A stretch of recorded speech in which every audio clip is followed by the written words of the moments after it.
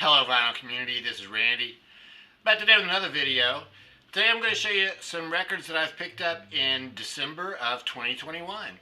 This will probably be my only vinyl finds video for December of 2021. I usually do one in the middle of the month in the end, but I don't think I'll be getting any more records this month. So yeah, so this will be vinyl finds for December of 2021 vinyl editions. So yeah, starting out here. One of my favorite ones that I've gotten over the past little while is Stax 15 Original Big Hits Volume 1. This is a record that I was ordering another record from a vendor on Discogs, and the shipping was going to be the same for more records, so I went ahead and added this one too. It was a very inexpensive record.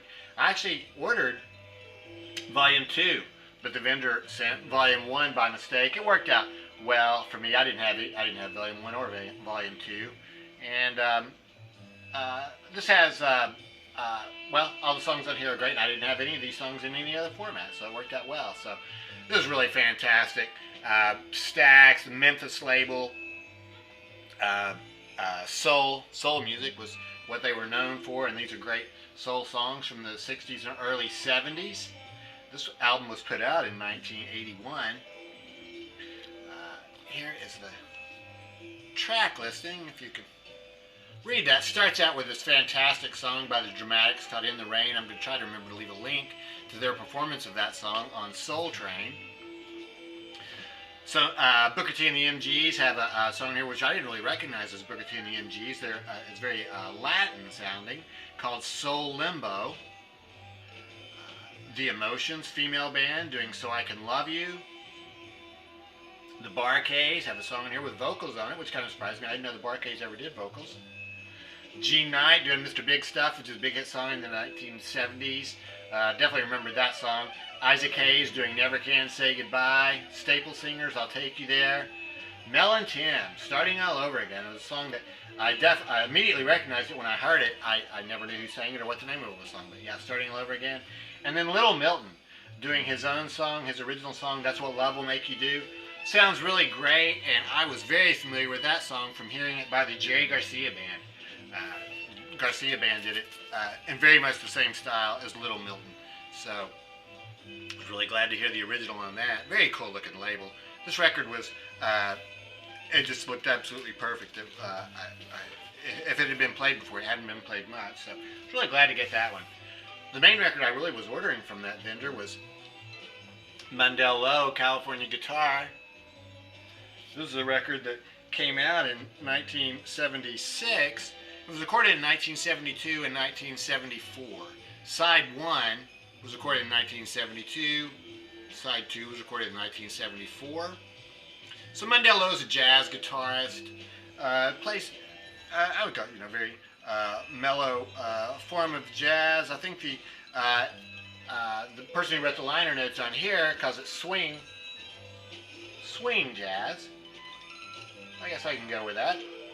And on this record, on both sides, he has the same drummer and bass player.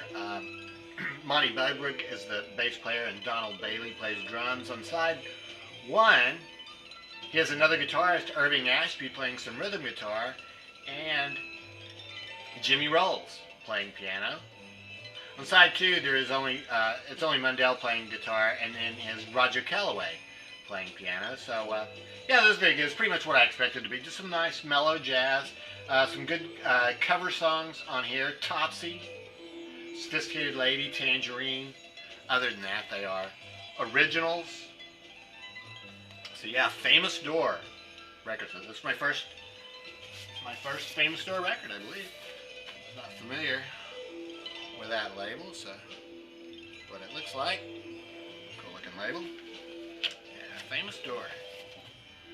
I got this record by Polvo. Ordered this directly from their Bandcamp site. So Polvo, I've recently been listening to a record by the Silver Scrolls called Music for Walks, and the guitar player and drummer for Silver Scrolls were previously in Polvo. So I think they started in the 1990s. This was actually the last Polvo record, and this one came out in 2014. Very much this was recorded in North Carolina, and Mitch Easter worked on this record some with him, did some of the mixing on it. He didn't produce it. So yeah, that's why I'm a big Mitch Easter fan. And this sounds really good. It kind of reminds me of Silver Skulls. Very heavily guitar-oriented, lots of layered guitars. And kind of hard to figure out what's going on sometimes. And it sounds really good. The words are kind of hard to understand, so I'm slowly kind of figuring out what's going on with the words. Yeah, the music and everything is all very layered, so sometimes it's kind of difficult to dig those lyrics out, but the music sounds just excellent. Don't really care too much for this cover, just kind of plain black and white. But that's what they decided to go with. That album, the two parts of the album cover are actually mirrored here on the label. It's so dark though, I don't know if you can even see the those two spheres that were on the album cover, so they're on the label too. So yeah, Merge Records for that one. I ordered that one directly from Bandcamp. I picked up this A Chords record. I believe I got this at Grimey's when I was there. This is a record from, also from 2014. Well, the CD came out in December 2014. The record came out in 2015. I believe this is a 2015 original issue of this record. So they're spelling it here Parkayquarts, but it is the band A Chords, and the name of the record is Content Nausea. So this is one of their earlier records. Not quite as much production on here, a little bit more punk sounding or indie sounding. Very cool. They do a really cool cover on here, a Slide Machine, the 13th Floor Elevator song, Slide Machine. Really sounds different. Almost has sort of a country feel to it. Yeah, really very different for that one. They also do These Boots, the Nancy Sinatra song. These boots are made for walking. So other than that, I think it is all original songs. Here's what that back cover looks like. Very cool looking cover. A Chords are a four-piece band. I think they're based up there in New York now. I'm not sure where they're from originally. There's a couple of brothers in the band. I think it's Andy Savage and Max Savage. And then two other guys, Austin Brown and Sean V. The words here. Yeah. So that's really outstanding. So I've been enjoying that one. A Chords. So, yeah. Really cool. This one comes on with a custom label here. This is on. I'm not sure what the record label is here. Let's see.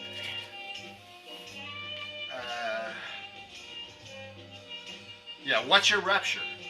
What's Your Rupture records. So, yeah. The music that we're hearing in the background right now is Journey in Saschidananda by Alice Coltrane.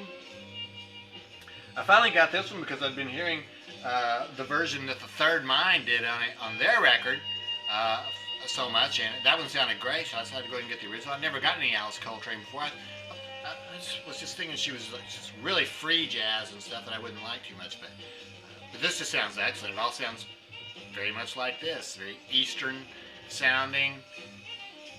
The gatefold sleeve on this one. This is a record that came out in 1971 originally. It was described as avant-garde or modal jazz. This is a 2019 Vital Vinyl reissue from Impulse Records. Sounds really good. Has a thing here produced by Coltrane Records on the back. And this record is produced actually by Alice Coltrane, and she wrote the liner notes. And what she says here is, direct inspiration for Journey in Saschidananda comes from my meeting and association with someone who is near and dear to me. I am speaking of my own beloved spiritual preceptor, Swami Saschidananda. Swami is the first example I've seen in recent years of universal love, or God in action. Anyone listening to this selection should try to envision himself floating on an ocean of Saschidananda's love, which is literally carrying countless devotees across the vicissitudes and stormy blasts of life to the other shore. Satchidananda means knowledge, existence, bliss. So here are the people who work on this record, and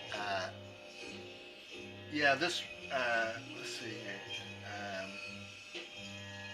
I was just going to say that the record really has a very distinctive sound thanks to this woman Tulsi playing tambura. This gives it sort of that droning sound that lasts throughout the whole record.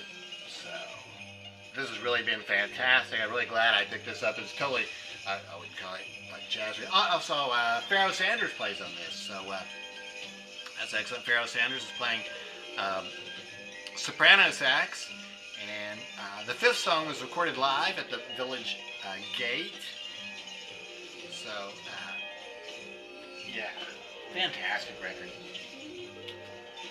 Got this other record that I ordered directly from Bandcamp, from Flower Room Records. Just the Flower Room symbol there on that sticker they included for me. Red Resonant Earth by Matt LaJoy. This is a record that came out on cassette a while back, and they just now got around to pressing it on vinyl. I think Matt does that artwork there. And, also came with a sticker with the artwork on the front and a couple of art prints. Yeah, very nice. The Flower Room Records up there. And then Matt also included this note talking about the recording of this album. So he recorded this when he moved into a new place with a new person, I guess. And the guy had a Dan Electro 12-string guitar. So Matt started using that, and he recorded this whole album in just 2 long sessions. And what he says here is, I've been told there's an aspect of my birth chart which suggests my life's work as being that of a spiritual gardener. This can be interpreted in both literal and metaphorical ways, but I understand it most clearly through my natural orientation to reinforce the conscious, metaphysical link which comes from the stuff of the earth. So, yeah, very metaphysical, very spiritual sounding music. It's mostly just these guitar, like the 12-string guitar, laying down sort of a drony background, and then he plays guitar over the top of it. So there's no drums on here. I would just call this, I guess, kind of like new age music or something like that. I'm not really sure what category it falls into, but it sounds really excellent. Matt LaJoy, Flower Room Records. Here's what the label on that one looks like. Yeah, so really glad to get that one. Yeah, like I say, just long, droning, very contemplated songs. I picked up this You to Hit record. This is one that came out in 2019. And let's see. It was released originally in 1956. It's one of the Blue Note 80 vinyl reissue series. So it was released in October of 2019. I thought about getting it then, but I didn't get it. I really love the cover on this. You to Hit is a pianist. She is from Eastern Europe, and then she moved to New York and played up there quite a bit. But big attraction on this one for me is Zoot Sims is playing tenor sax on this. I just recently gotten a Zoot Sims record and really liked the way he sounded, so picked this one up too.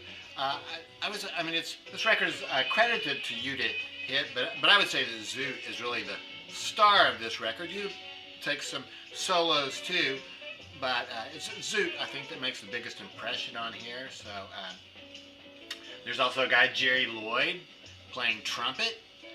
It sounds like from these notes that he was actually had sort of given up trumpet and was working as a taxi driver, but Yuta wanted him to work on this record, so he came back and worked on that. So there's some very cool covers on here. Violets for Your Furs, Almost Like Being in Love, Too Close for Comfort. Some other songs are not quite as well known. Just Blues, Down Home, Wee Dot. So yeah, I would call this